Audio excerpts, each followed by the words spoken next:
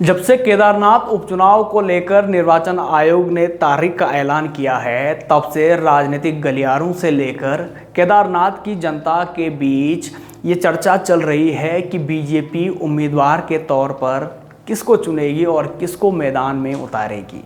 क्योंकि इस बार भारतीय जनता पार्टी की प्रतिष्ठा का विषय बना हुआ है केदारनाथ विधानसभा की सीट। भाजपा प्रधानमंत्री नरेंद्र मोदी की पसंदीदा सीट को किसी भी सूरत में जीतने का प्रयास करेगी। इस उपचुनाव को जीतने के लिए भाजपा एड़ी चोटी का जोर लगाएगी, क्योंकि पिछली बार के जो उपचुनाव हुए थे बद्रीनाथ और मंगलौर के, वो बिल्कुल भी भारतीय जनता पार्टी के पक्ष में नहीं रहे थे। तो इस बार भाजपा के लिए केदारनाथ विधानसभा की सीट प्रतिष्ठा का विषय बना हुआ है। बहरहाल भारतीय जनता पार्टी द्वारा केंद्रीय संसदीय बोर्ड को 6 नामों की एक लिस्ट भेजी गई है, और ये जो 6 नाम है ये काफ़ी दिलचस्प हैं कि आखिर भाजपा इन 6 नामों में से किस पर दांव चलेगी। तो चलिए इन 6 नामों के बारे में जानते हैं। इस लिस्ट में जो पहला नाम है वो नाम है पूर्व दिवंगत विधायक सेलारानी रावत की बेटी का। दरअसल भाजपा की एक परिपाटी चलती आई है कि उत्तराखंड में जो भी विधायक दिवंगत हुए हैं तो उनके परिजनों को ही टिकट दिया गया है, और टिकट इसलिए दिया जाता है ताकि सिंपैथी वोट बाहर न जाए, और सिंपैथी वोट के नाम पर हमेशा जीत दर्ज हुई है। क्या इस बार भाजपा कुछ नया प्रयोग करेगी, ये देखने वाली बात है, क्योंकि इस 6 नामों की लिस्ट में जो दूसरा नाम है वो नाम है कर्नल अजय कोठियाल का। आप सबको पता है कर्नल अजय कोठियाल साल 2022 विधानसभा का चुनाव आम आदमी पार्टी से लड़े थे, उसके बाद भाजपा में शामिल हो गए थे। तो लंबे समय से कयास लगाए जा रहे थे कि कर्नल अजय कोठियाल भाजपा में करने क्या आए हैं। तो अब भाजपा क्या कर्नल अजय कोठियाल को केदारनाथ से मैदान में उतारेगी, ये देखने वाली बात होगी। इस लिस्ट में जो अगला नाम है वो नाम है पूर्व विधायक आशा नौटियाल का।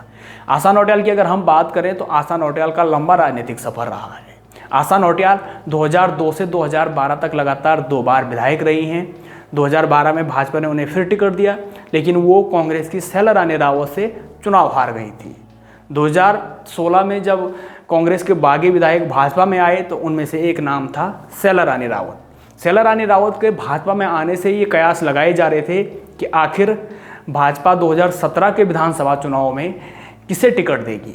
भाजपा ने 2017 के विधानसभा चुनाव में सेलारानी रावत को टिकट दिया, जिसके बाद आशा नौटियाल ने भारतीय जनता पार्टी से बगावत की और निर्दलीय ही चुनाव लड़ा।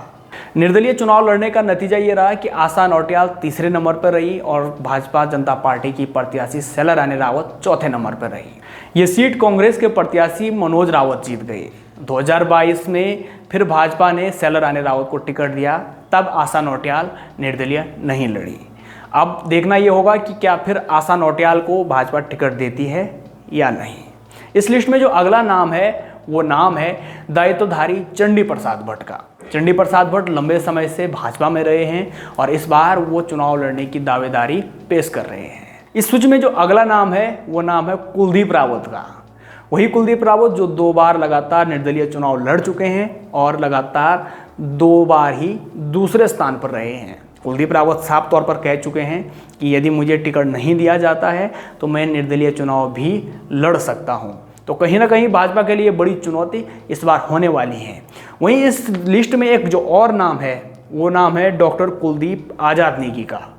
ये नाम काफ़ी चौंकाने वाला है और ऐसे कयास लगाए जा रहे हैं कि क्या भारतीय जनता पार्टी इस बार कुलदीप आज़ाद नेगी पर दांव चल सकती है। डॉक्टर कुलदीप आज़ाद नेगी के बारे में अगर हम बात करें तो वो लंबे समय से आरएसएस से जुड़े हैं। भारतीय जनता युवा मोर्चा में भी वो रह चुके हैं और इस बार वो भी अपनी दावेदारी पेश कर रहे हैं। तो ये जो 6 नाम है, ये नामों की जो लिस्ट है वो भारतीय जनता पार्टी के केंद्रीय संसदीय बोर्ड को जा चुकी है।